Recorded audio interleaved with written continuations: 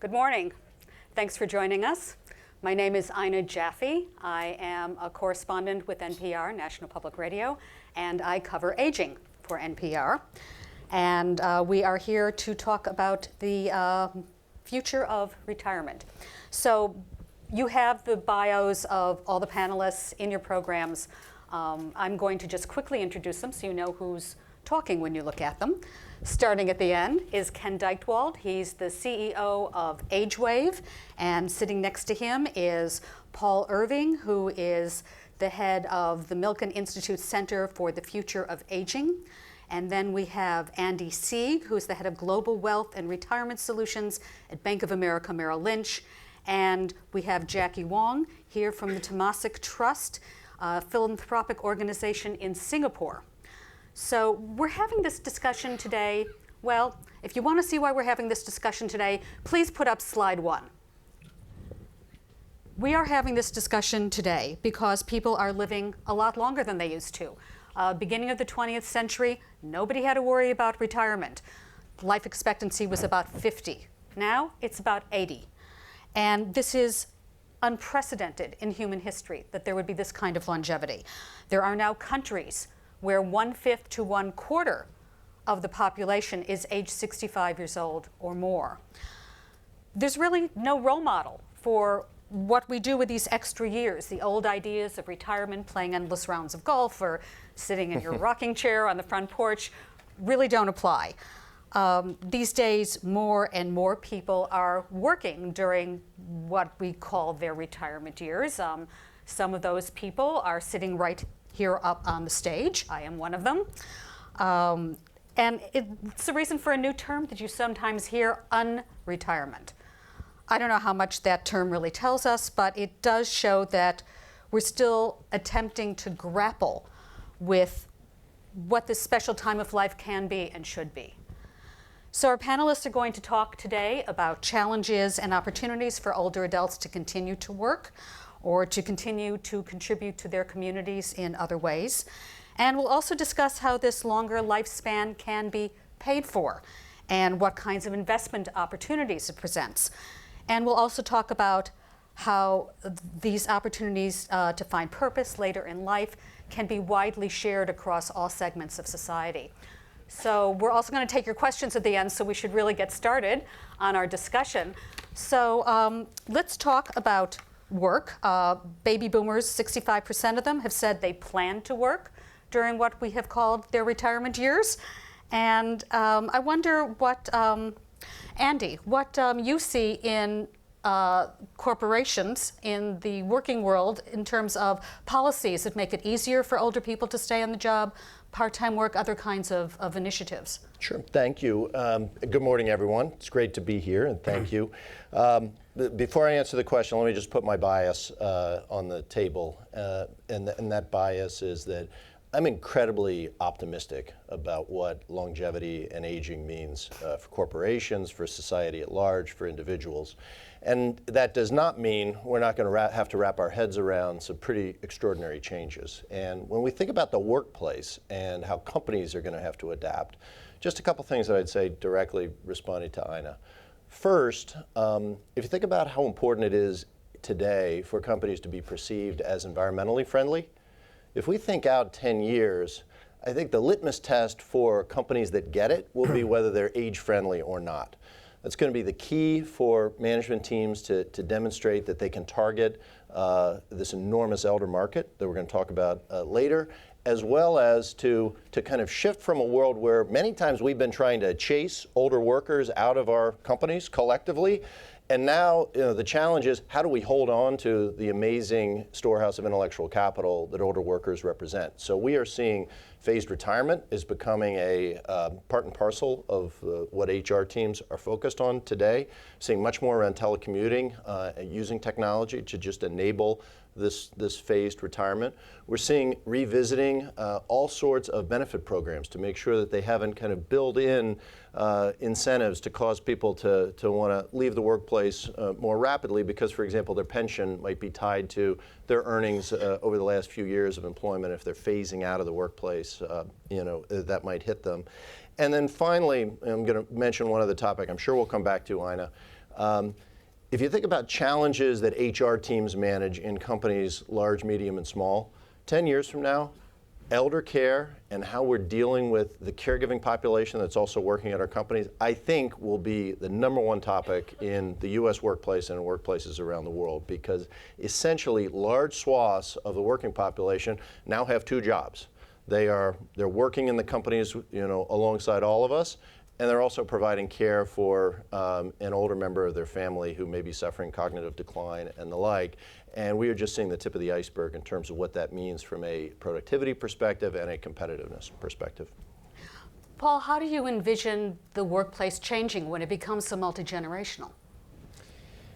Well, it's interesting, and I have a little bit of a reaction to Andy's comment. I think, despite some of the demonization that's going on of the financial services industry, I actually think the financial services industry is well out ahead of much of the rest of American business, partially because it's part and parcel of its business. That is, the kind of understanding life transitions, life course challenges, financial challenges. So I think some of the things that Andy and his colleagues are doing at B of A Merrill, and that we're seeing in many other financial services companies, particularly large companies with retirement businesses, we haven't seen yet scaled and spread to other industries. We need to do that.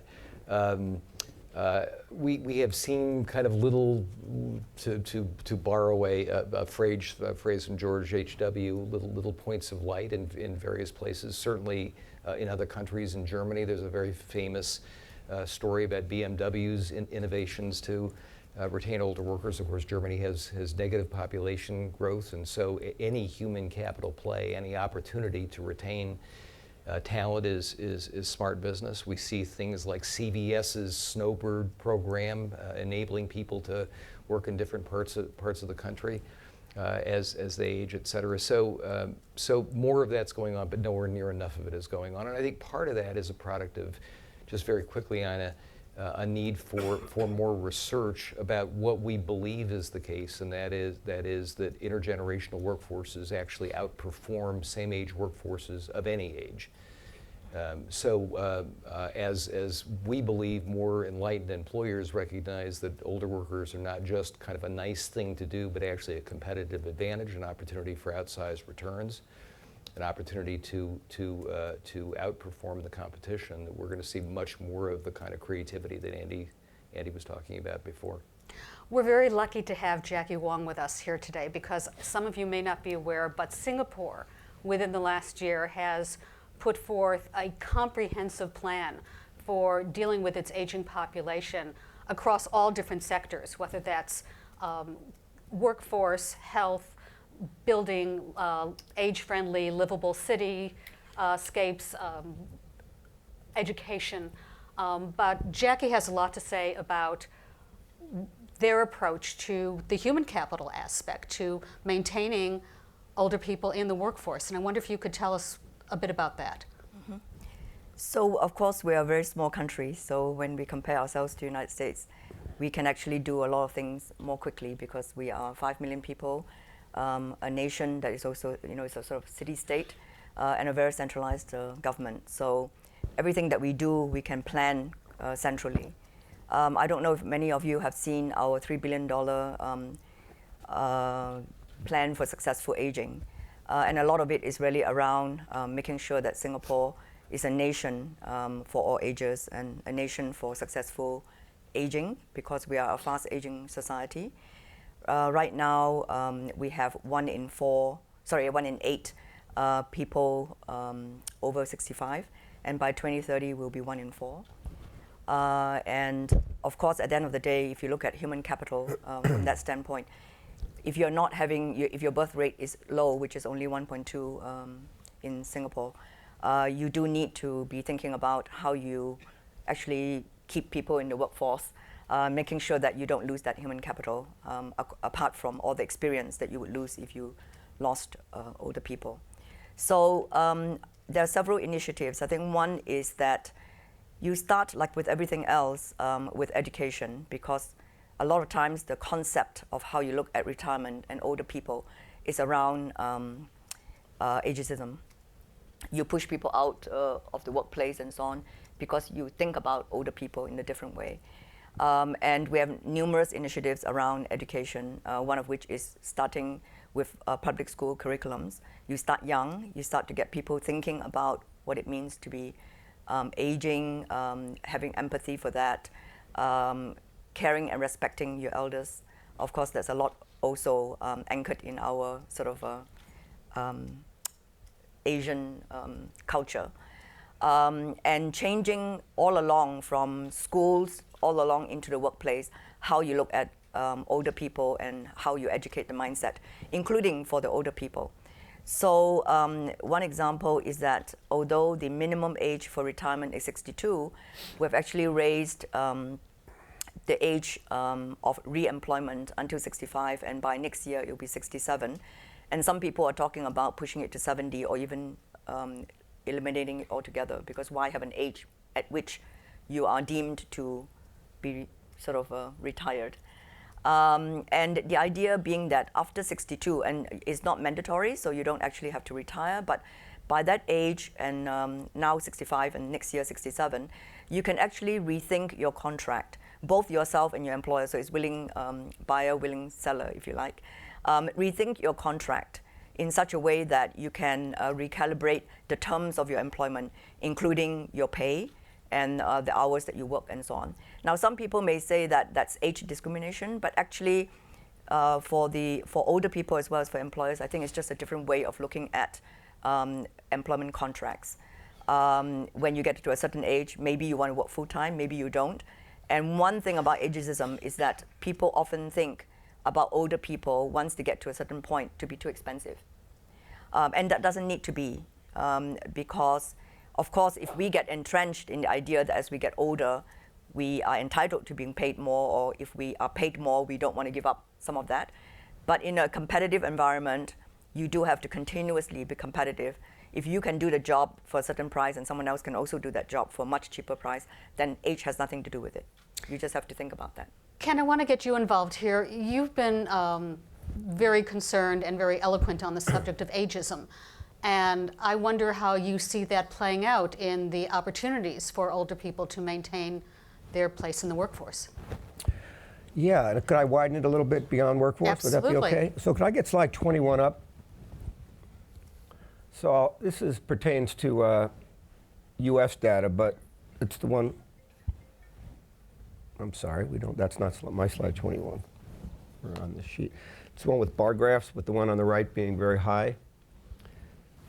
That one. Thank you. This is just the U.S. population, but this is just a snapshot of how demographics are going to change our country. These are all the different age segments, and they portray which groups will rise or fall relative to themselves over this span of time. And one doesn't need to be a rocket scientist to take a look at this and say, we've got a massive growth in the number of old people, and it also makes us ask, when is a person an old person? We set the markers for aging way back in the 1880s. Otto von Bismarck picked 65 to be the marker of old age when the life expectation in Europe was 45. So maybe today we think of old people as becoming old at 75 or 80, or maybe it's not a specific age at all. But one of the things that's happened during the last century is that not only are we living longer and longer and longer, but we're staying vital and active longer and longer and longer. But in the midst of that, particularly during the 20th century, we began to develop our points of view about different stages of life. Prior to the 20th century, we largely worked in families. Older people were considered elders. They were largely believed to be wiser. They controlled things. They owned the farms. They had the best seats in church. And they were also thought to be having been selected by God, by divine will. That's why people lived long. 20th century came along, and all of a sudden we began to think that older people were in the way. Roaring 20s, modernization. Young was better than old. Young technology is better than old technology. Young people are better than old people in how they think. And we've stuck to that over the past century. And as Ina mentions by her question, we've now got this sort of ageism that's baked in, and we probably don't even notice it. The length of time it takes for the traffic lights to change. We're geared to the swift movement patterns of young people. Housing stock has been built for young families. We pay more money for TV viewers who are young than those who might have more money, which is peculiar. And that's linked to the idea of brand loyalty, which we all know to be nonsense at this point. That being that you pick all your brands for life when you're in your late teens and early 20s, so you should be heavily loaded with ad campaigns then, because that's when the big payoff comes. It's not just the length of time it takes for the traffic lights to change. In the United States, we've got 50,000 pediatricians and less than 5,000 geriatricians. Even our language, you know, if I were to see Paul, as I saw my friend Paul today, and I said to him, "Hey, Paul, you're looking really old today," he would have been offended by that. But if I said to him, "Gee, Paul, you're looking really young," he'd say, "Thank you." We have tilted our society where we measure ourselves by the metric of youth. And as someone who got in this field at 24 and I'm now 66, I can tell you that it's really hard to measure up to the metric of youth. On the other hand, what if we measured ourselves by the metric of maturity, experience, perspective, wisdom? Two things happen if you keep that slide in mind. One of them is that I think we have to rethink all the ways in which we make people feel demeaned or diminished or less worthwhile as they age. And we do it in every conceivable way. Language, style, fashion, movies. If you read Who Watched TV Shows last night, they'll talk about the sought-after youth demo. Here in this town, we've got the movie marketplace, which is organized around quadrants. They are male, female, young, old. Old is 25. I'm not making that up. So how do we become a world that's longevity-based? How do we become longevity-friendly as well as aging-friendly? And if we take the ageism blinders off, something quite amazing happens, which is that we think of older people not only as recipients of entitlements or potentially talented workers, but we begin to think of them as people who might buy cars, as people who are falling in love, as people who are remodeling their homes, as people who want to travel the world, as people who want to write a book of poems, as people who want to play blues guitar when they're 93. Everything lifts. Well, you bring up all those things, and it brings me to something else that I wanted to discuss with you all, which is that at a certain point in life, sometimes people want to reinvent themselves. Personally, I will keep doing my job until something stops me. I love what I do, and being a journalist gives you a chance to reinvent yourself every few years. So you change beats or work on something different. But not every job has that appeal. And some people want to reinvent themselves, and we know that there are certain organizations that have facilitated that. You may have heard of Encore. You may have heard of Experience Corps. These are organizations where people who have had a career doing one thing can then take those skills and maybe apply them to helping a nonprofit, mission-driven organization. But the number of people who have benefited from those programs and the number of people who could seem to me to be very far apart. And I wonder if any of you have some thoughts about how we democratize that. How do we get these opportunities for repurpose and new purpose in later life to people who are across all income brackets and different educational attainments? And Paul, you are nodding, so why don't you go first? Sure. Well, I'm an Encore careerist, so I suppose maybe I can speak from personal experience. And you know, I was a corporate lawyer, a deal lawyer for 30 years. I was fortunate enough to go spend a year at Harvard, reinvented, and ended up having a conversation with some folks at the Milken Institute, and boy, did my life change. But you're very right, Ina. And one of the opportunities that I think we're now seeing created is at kind of an elite level. You know, Harvard has this program, Stanford has a program I'm on the board of called the Distinguished Careers Institute, run by a guy named Phil Pizzo, terrific. But the real question is if people even like us have a challenge identifying these pathways, these opportunities to transition to new lives of meaning and purpose, how must it be for others? And I think one of the great opportunities for all of us, the great challenges, we have some folks I know from academia in the audience, is to democratize lifelong learning. So we have to, you know, Ken talked about kind of the frame of youth. Harvard University opened its doors in 1636. I can promise you lifespans were a whole lot shorter in 1636. Why in the world is it still the case that we think that college is for people between basically 18 and 26, 27, with maybe kind of a substance-light continuing education program sitting over on the side? Why shouldn't people be encouraged and enabled to go back to school through their whole lives, not only to learn new skills, refresh skills, become current, but frankly to build new relationship networks, which are critical to opportunity going forward. So this is something that should exist at community colleges, at high school continuation programs, and the like across the country.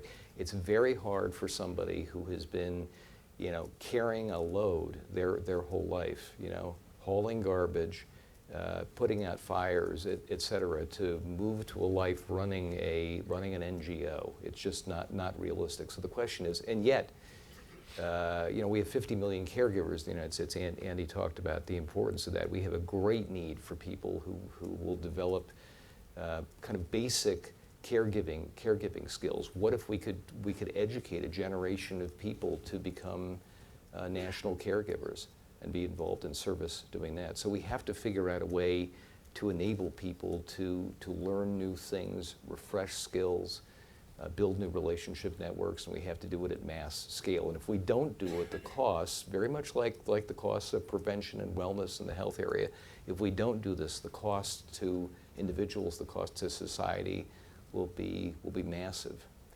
So it's something we need to do. I see Andy's nodding. Well, maybe, can I just extend on Paul's comments, because I think, to your question, Ina, how is this going to permeate, the country at income levels geographically? I think Paul hit, two key things. One, first, there need to be role models. People have to see what this new life course can be about, and what does a second act look like, or a third act. Second, if you have Harvard and Stanford and increasingly more universities that get it and begin to kind of transform institutions of higher learning into institutions of lifelong learning and continuous learning, that's an enormous move. But I think most importantly here is when does the culture really shift? And this is where I somewhat take issue with the question, because I think the baby boomers are hitting this life stage like a sledgehammer. And just as the boomers have at every point in their life, they're going to transform the landscape. It's going to happen, very rapidly in sociological terms. I think 10 years from now, we'll be laughing that we were having this discussion, because that cultural change is what will extend these role models and this new way of living kind of, throughout all of our lives. And it's going to be, the media is going to shift. Companies are going to begin, and they are talking to the marketplace in new ways. Technologies are going to enable people to live in different ways. Workplaces will become more flexible, as we already talked about. And this is going to very quickly, I think, this idea of having a second act, one that may be more involved in a civic sense, it's just going to become as natural, in my view, as the air we breathe, frankly. Sorry. Yes. I also think that the concept of how we look at work and retirement is changing, not just among the baby boomers, but also among millennials. Because if you look at the younger people today, they don't look at a linear career and then retirement, right? Like maybe the baby boomer generation. They take gap years, they take sabbaticals, they recalibrate, they reinvent all along.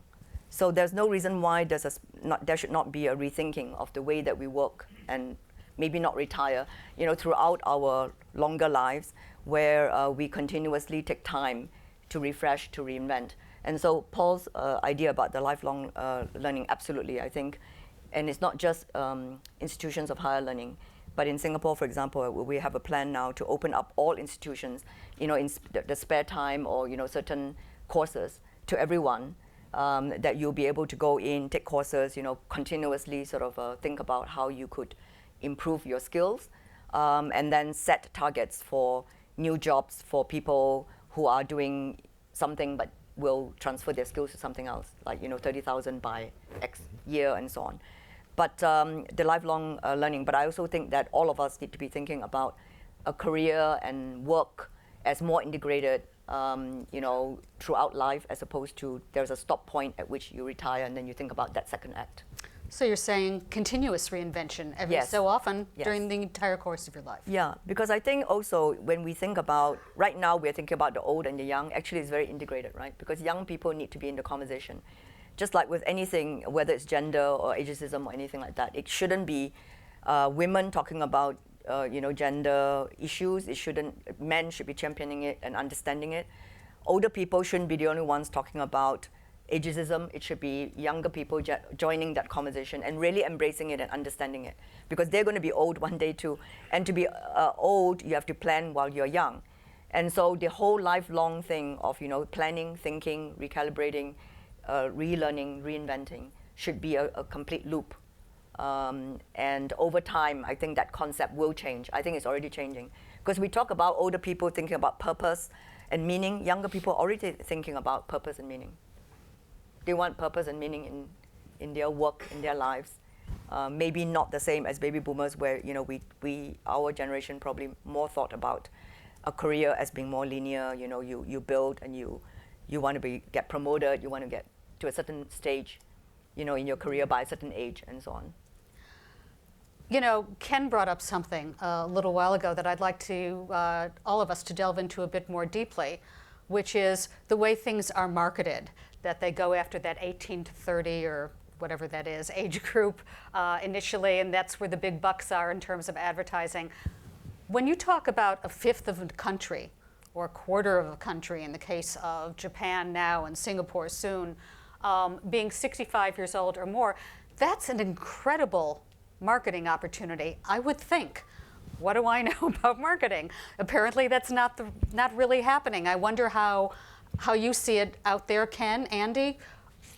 What is the opportunity in terms of investment in business, considering what's happening with the demographics? Yeah, it's compelling actually, because not only are older adults in countries all over the developed world now the fastest growing, but they've also got the most money, which you would think business people or marketers would see as pretty vital opportunities.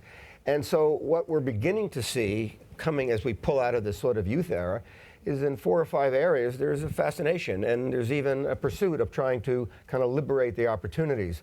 Obviously, one of them is the whole area of health, and that's just not the traditional healthcare field. It's medicine, it's anti-aging, it's the beauty field, it's nutrition, it's nutraceuticals. Then you're seeing the whole idea of money management. How are people going to prepare for their longer lives? How are they going to fund their longer lives? And that will have crazy derivatives too. Is it the traditional accumulation, or will it be decumulation products? Will Airbnb get in the game so that people can monetize their homes and find an easier way to live? You're also going to see the world of travel and leisure as people find themselves with 20 years of free time on their hands. Even if they continue working, if it's part-time, they'll be thinking, what might I do? Where might I go? That might be volunteer, that might be back to school, that might be watching TV, that might be taking the cruise of their dreams. But the worlds of the body, money, leisure, education are going to come alive in the years to come. And of course, obviously housing, as we rebuild our homes for a multi-generational, long-lived era. So for me, there probably is no more vital opportunity for investment and business development than in the 50-plus side of the population, which is large, growing, and has a good chunk of the money.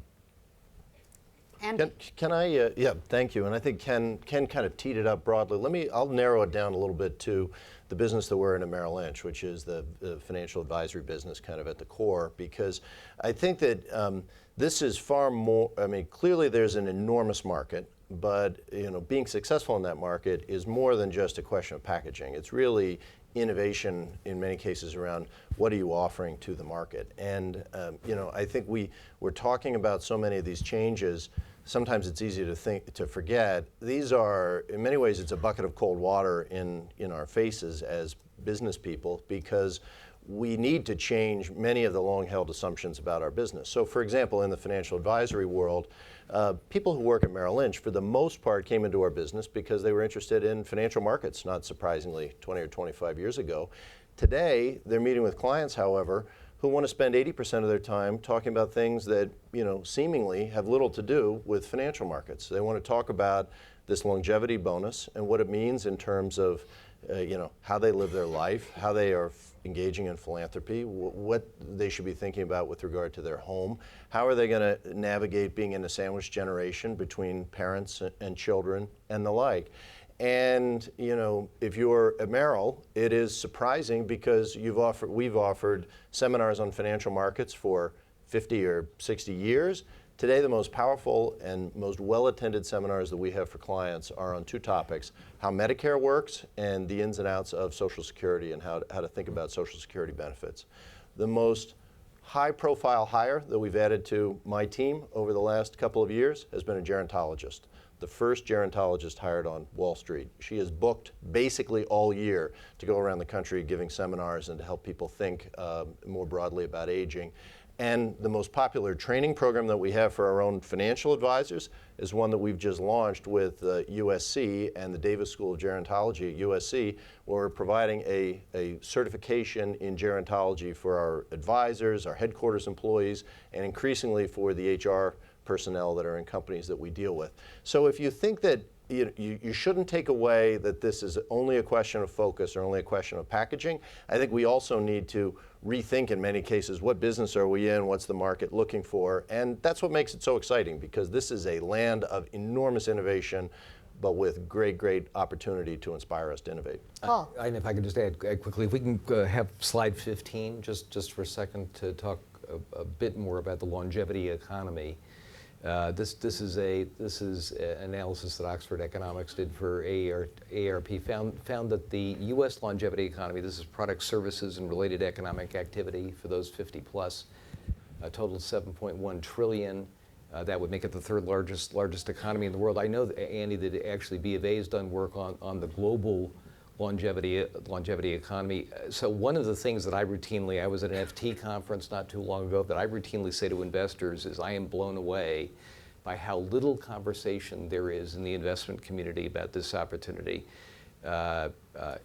Opportunity, economic growth, investment potential occurs at the intersection of innovation and demographic change, demonstrably over decades and frankly over centuries.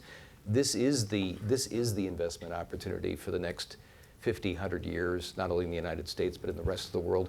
There is still not, Ken, correct me if I'm wrong, but I think I'm right, there's still not an ETF that is age screened. There's not a major mutual fund. There's not a major private equity fund. There's some small ones, some larger ones in Europe, not a major venture capital fund, a couple small ones focused on this area. The opportunity for products, services, innovations. This is not just digital health tools. As Ken says, this goes across every part of the economic spectrum for this massive and frankly underserved community is the investment opportunity that we should be talking about at this conference. And I'm always making this point, the numbers bear it out, and yet we don't see fast action. And by the way, in a world of basically, to be generous, suboptimal returns, places where we're all struggling for yields, struggling for return, struggling for investment ideas, themes, new niches that we can focus on that maybe aren't as well exploited by others. This is the opportunity. You know, and I'd add that, and Paul and I have had this discussion, is that this market phenomenon is hiding in plain sight, and that gets back to the ageism thing. If you sit down in your planning meetings and everybody is 27 or 32 or 43 and you say, what should we do next? You're going to come up with more things for people like them. And it ties into the employment theme. If there were more 62 or 71 or 86-year-old people sitting at those innovation discussions, you might see more of a notion as to what goes on in people's lives. I'm always taken by, not only is this hiding in plain sight, but when we sit down with otherwise imaginative people, and you ask them to think about people over 50, they will always go to kind of elder technology or older adult diapers or, you know, some other strange thing for folks in their 80s, but they sort of miss the whole 50 to 80-year-old segment of our population in terms of what do these people want to eat and wear and drive and feel and where do they want to go and how do they want to learn and what technologies or educational constructs would help them liberate their own lives and reinvent themselves. So honestly, you know, when Paul asked me to join you folks here today, I thought, wow, I mean, to the extent that you think about opportunities, you show me one other market segment that is as full of growth as this one, and I'll be dazzled if there is another one. And by the way, Ken, remember adult diapers outsell baby diapers in Japan. In Japan. So. Okay, so talking about being prepared. One of the words that you hear most frequently attached to retirement these days is crisis, as in retirement crisis. As in, how are we going to pay for it? I mean, there is, I wrote down the numbers. 40% of baby boomers have no retirement savings. A third of the people who are currently retired are living almost entirely off of Social Security and nothing else. So, Andy, this seems like a place that you should jump in. What do we do to help people prepare for this longer life? Well, I think a few things. I think first, a silver lining of some of what we spoke about earlier is that in many cases the crisis is framed in terms of how prepared people are to to stop working at age 62, 65, et cetera. And we're seeing a very broad change in attitudes, as that pie chart, or as one of the earlier pie charts showed. 72% of Americans across the income and wealth spectrum intend to work well past 65. And when you probe more deeply and you say, is that because you have to or because you want to? Overwhelmingly, they say it's because we want to, because the nature of work itself has changed, and no longer is work killing people. Work is now helping people live longer because it's a source of stimulation, social networks, et cetera. Now, that's not to mean that we don't have as well a savings crisis in a lot of areas of the U.S. and around the world. We've passed enormous financial decision-making responsibility onto families without commensurate focus on financial literacy and education. That is a very broad need in the U.S. and I think in many places in the rest of the world.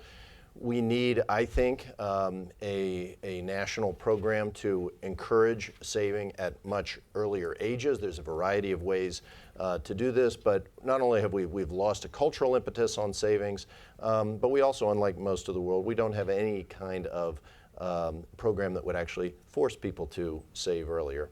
At the same token, there's been some very positive changes that have happened around the pension landscape. We hear a lot about the bad side of things, but 401ks today versus what they were 20 years ago are radically different. People are auto-enrolled in them. Investments now increasingly are automated. Contribution levels are automated. And so I think it's painting with too broad a brush to say that we're on the precipice of a crisis, but there are a lot of very responsible things that we need to do at the policy level. What do you think of the state-run programs that are starting to become fashionable and have passed in about half a dozen states, where the idea is to give some sort of vehicle to people who have no savings opportunity, retirement savings opportunity on the job, and that includes about 50% of private sector workers who have no opportunity to save on the job? I love the innovation. I'm concerned that when many of these programs are pursued at a state level, there won't be a critical mass that's going to be required for the financial services industry as well as other industries to actually support these programs with appropriate marketing, education, et cetera.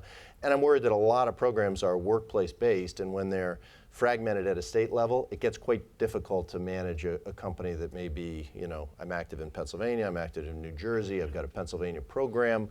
Am I really going to help make that visible to employees? So I think operationally there are some challenges in terms of the state programs, but I love the innovation, and I'm hoping that Washington kind of takes a cue from the amount of innovation that's happening at the state level, that we see more ideas federally. Paul. My one-word answer is I think it's a good development. So.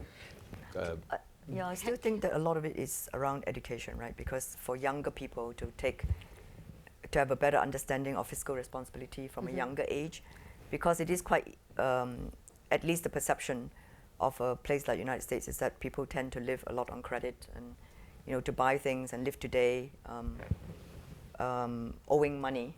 And so maybe just having people think about saving for a longer life is part of the fiscal responsibility and education, if you like. Ken?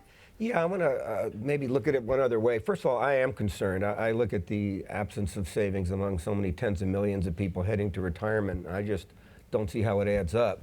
But let me throw in like for example, two solutions that might not be the ones that economists would think about. First, one of the things that crushes so many people all over the world is caring for a loved one with cognitive impairment or dementia, which strikes down 47% of people over the age of 85 and crushes most families' economics. So, for example, if our world of science were to have a breakthrough, and I think we ought to force our world of science to have such a breakthrough so that people could live their lives without having the dementias in their families, you would see a liberating of an enormous degree of financial well-being. The other thing is that in the 20th century, we focused a lot on independence. Everyone should have their own car, their own phone, their own home. And what we've got right now in the United States is over half of people over 70 live alone. What if we thought more in terms of interdependence than independence? What if we had more of a sharing community? What if we had more of a sharing village? What if 2 or 3 people cohabited together? Could we find a way to get through what is a shortfall in savings by a realm of possibilities in the way we might live? So for me, the solution is best thought of in a more holistic way, because otherwise, when I just simply look at going forward, there's going to be a lot of people that are going to find themselves really struggling. Paul. Just, I know one more. Put up slide 9. This is a quote I love from my friend David Bornstein at the New York Times. Retirement and disengagement should be packaged with a warning label saying this is something you may not want to consume. I think we have a cultural imperative, and that is to change the conversation from very early age about retirement as an aspiration to lifelong work as an aspiration. I think that Andy's right. The trend is moving there, but I think it's something we have to embrace. We have to celebrate. The notion of early retirement for most people is not an attractive notion. In fact, it's a tragedy for many who are forced out of, for example, well-paid manufacturing jobs and into low-paid service jobs, et cetera. There's an awful lot of evidence that retirement, the traditional retirement, not retirement in the way we're re-identifying it, is not only bad for your wealth, it's bad for your health, that it's associated with a whole series of issues related not only to cognitive decline, but chronic disease, et cetera. So I think we have to, as a culture, I think this is very much a global imperative, to start talking about the value and the aspiration for and the goal of. This is something with our kids and our parents, of lifelong engagement. Can I disagree? Sure, please. Briefly. Can we put up slide 25? I don't know if it's easy to find or hard to find these slides. This is a map. It's actually the Merrill Lynch map that we've had good fortune of working with them on all the different priorities of life and retirement. Everything from housing to family to contribution to health and so on. And one of the things that we've learned in all these studies we've been doing is that not everybody wants to work their whole life. And it may be those of us in a workaholic mind frame can say everybody should work forever. And what we've been learning from our studies as we examine things is that people want to have a different palette. Choice. They want to have a different blend. Yeah, I might like to work a few more years, but maybe doing something different, or maybe only 2 days a week. And maybe I'd like to volunteer. Last year, retirees in America, who are 31% of the population, contributed 45% of all the volunteer hours. But they might want to do that one evening a week. Yeah. So I think to take the idea that you're going to live a long life, it will be good for you to work forever. I just want to back up and say that I think that the idea of a new blend, a new balance, cycling in and out and reinvention, as Jackie mentioned earlier, is more the dream of what people are thinking about in this kind of post-parenting, grown-up stage of life. Yeah, and I hate to think that we'll all be measured on how productive we are every minute. But the other thing is also that, when we were talking about retirement earlier, it's like, how do you define retirement, right? Yeah. Because if it is, leaving the workforce, leaving the labor force forever, then that's a different kind of retirement. And it could very well be that you decide, I'm going to stop working, but I'm just going to do volunteerism or whatever. But, if you don't intend to retire, then there are lots of things that you can do. The only thing is that in some countries, you feel like the only thing you can do is to volunteer. And so maybe that's all you end up doing. And that shouldn't be the only option. Agreed. Yeah. Totally agree. So we'd like to know what you all think about retirement and whether you want to conceive of it one way or another and what your questions are. Someone's going to come around with a microphone. Please wait until the microphone gets to you. And when it does, stand up and ask your question. Here comes There's one over here. Over here.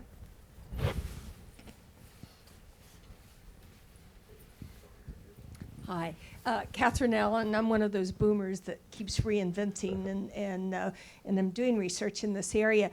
So one comment and then a question. We're finding many millennial businesses are hiring gray hairs to come in and help them get investment dollars as well as how to run a business. So any comments on that? And the second thing you haven't mentioned, according to AARP, 70% of boomers are still supporting their adult kids in some way.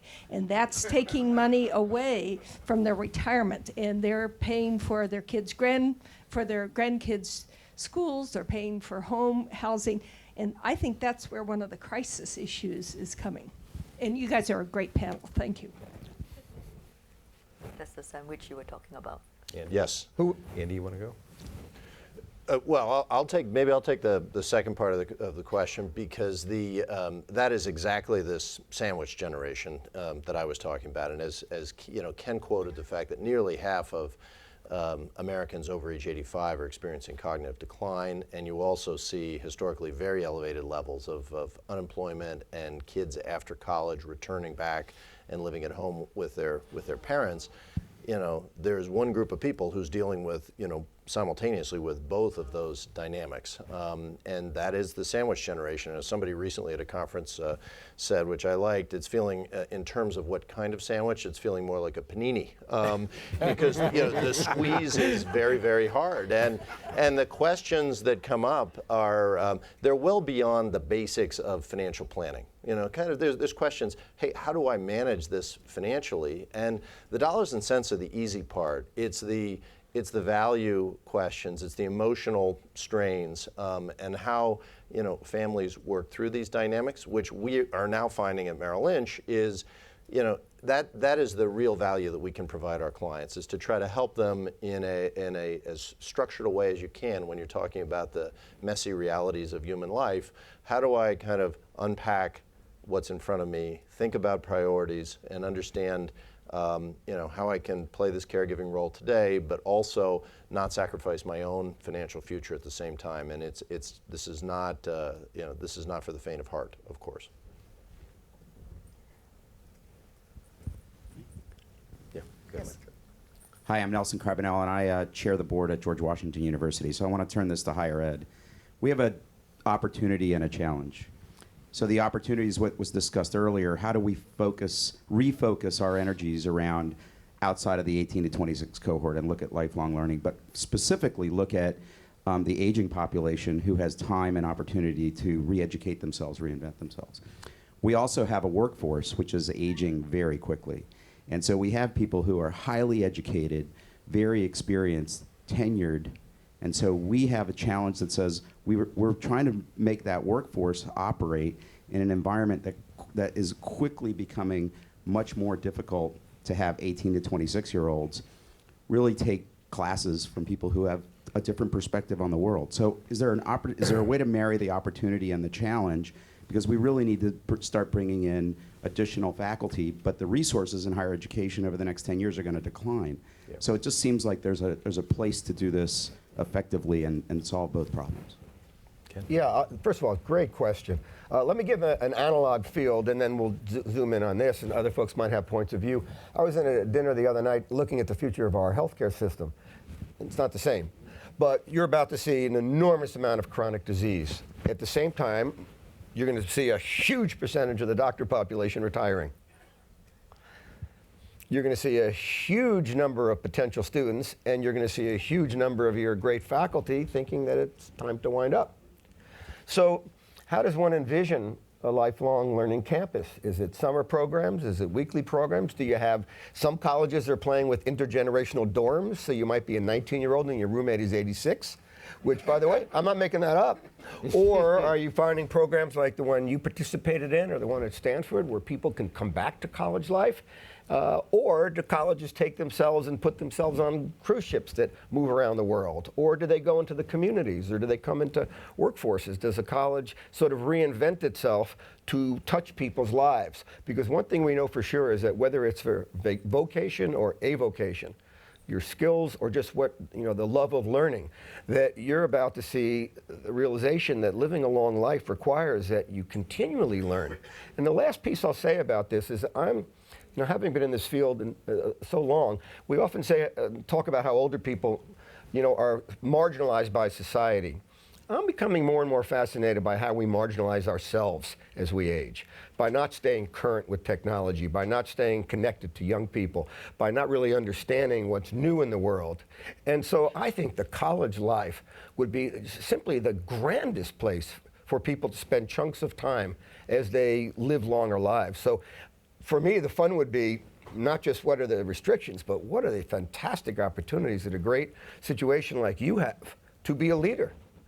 Can I just add something, Nelson, to that?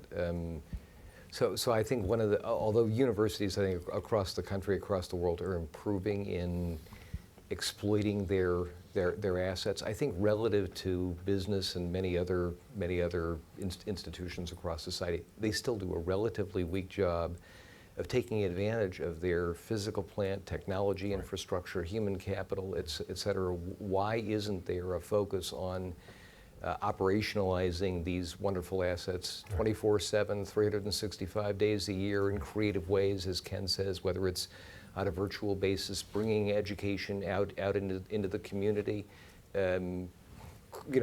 using kind of crowdsourcing and sharing economy analogies. So just a lot more creativity needs to be brought to education. And it's kind of remarkable that it hasn't happened, because if you think of this, and of course this is also a great opportunity for the United States, because it's one, excuse the reference, but it's one industry in a sense that we are still clearly the global leader in. No one has successfully outsourced, although it's happening, right, with the development of great institutions in Asia, Jackie, and across the world. But the United States still dominates. People want their children educated here.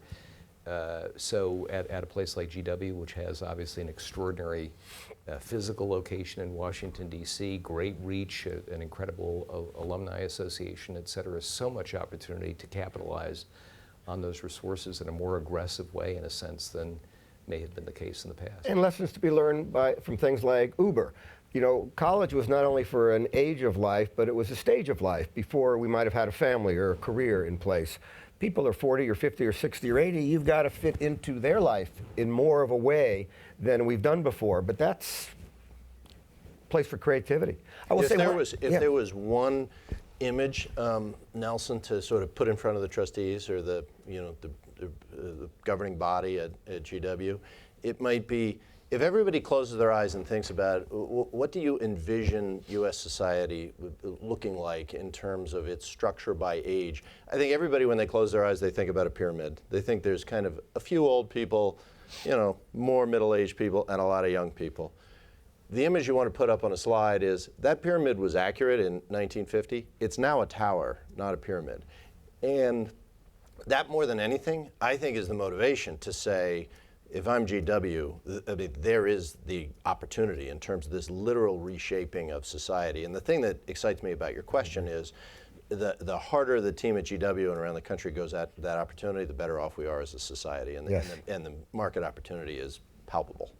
And I'll tie something together, which is going to seem sort of cornball, but many years ago I was brought to meet who I think was the smartest person I've ever met, Senior Minister Lee Kuan Yew, to provide a briefing for him. This was 26 years ago. And his conclusion at the end of the briefing, and then he and I had dinner, was that it was all about education and learning, that you had to create societies that were continually alive, continually learning. And so this age wave phenomenon should not necessarily be led by the financial people or the tech people. It should be led by the education people. I also think that education, the way that people learn and continue to learn will change, is Yes. changing and will change. And we actually have to think about not just the brick and mortars of the actual campus. Of course, that is one part. But so much of it is about experiential learning as well, and especially for older people, but even for younger ones, right? Yeah. So many of the programs that we're looking at is taking people to areas where they can actually have experience, experience intergenerational teams, experience working with older and younger people teaming with younger people to learn about social media and tech, but younger people learning from older people, some of the experience in life. And how do you actually shape the way that they learn without being in an actual campus, but bringing them into experiences and framing, a different way of learning and putting the older and younger people together so that, it's an integrated concept as opposed to it being, younger people learning this way, older people learning that way. And a lot of times what we have to learn going forward is to break down the way that we look at skills and competencies. If we look at every job as being, what are the competencies that are required, it's actually age neutral. But if you look at, age, then, of course, there are some jobs that you need youth and strength and physical capability, but otherwise, everything can be broken down to what are the skills and competencies you need at any point in time to stay relevant. I think we have time for one more question. Okay. Yeah. We've got the I microphone. hope you'll indulge me being a little personal here. I'm currently the CIO of Penn State University. Oh. Hi, Andy. Hey. And I plan to retire at the end of 2017. Don't do it. Don't do it. Well, here's my dilemma. I don't want As a to. panel. My team loves me. I work for a bunch of I have 40-year-olds working for me. But at the end of 2017, I'll be 1 month shy of my 71st birthday. And I think I need to move along. But I think I'm a poster child or adult or senior for that warning label that Ken put up there. Where do I find a retirement shrink? Good question. It's a great question. We've done some work with Ken's team about people who are in your exact position, and what we see in the data is that what will happen statistically is you'll step away from your job. You'll probably spend somewhere between 15 to 20 months kind of resetting and rethinking about what's next. If there's a retirement shrink available, that's the time that you'll interact with them. And then roughly 2 years into your retirement is when you would expect to begin getting involved either in whatever this next act entails. Just the fact that there's that period, somewhat of a cooling off period or retooling, it comes as a surprise to many people, because I do think when we talk easily about reinvention. Reinvention is daunting, and there's a lot of people who think, I'm 64, I'm retiring in 6 months. I can't reinvent. I can't figure out my reinvention game plan in 6 months, and so we can talk afterward. But I think there is some learning about how these patterns are beginning to work in terms of people jumping into their second act. Paul, 30-second soundbite. Since I got into this world, that question is the question that I'm asked most often in social settings, and I would say this. So if I assume many of you have read Atul Gawande's book, Being Mortal, fantastic book about kind of conversations around death. My friend Ellen Goodman started something called the Conversation Project, which is conversations about death. We've gotten more comfortable having conversations about death, but we still haven't gotten comfortable with conversations about getting old. And we have to share these stories with our friends and over dinner tables and create really a national conversation about what's next. So your question is a very common one. Thank you so much. People haven't talked about that with their spouse around the dinner table, according to surveys. Go back to work. Yeah. We are out of time. Thank you so much for your attention and for coming this morning.